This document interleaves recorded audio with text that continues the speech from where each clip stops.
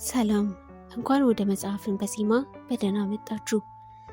ሰዎች ባዩበት ብቻ አምነው ሲቀበሉ፣ እኛ ግን ከጥርጣሬ በኋላ የሚመጣውን እውነት እንፈልጋለን።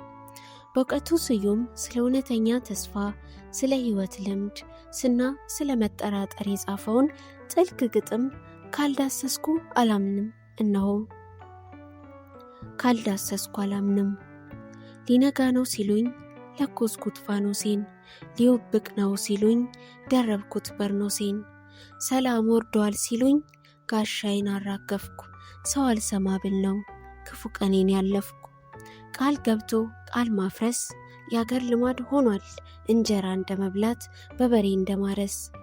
ፍቅር ስጋ ለብሶ በእጁ ካላቀፈኝ፣ ተስፋን ብብቴ ስር ገብቶ ካልደገፈኝ፣ ኢምንት ነው ምንም ካልዳሰስኩ አላምንም።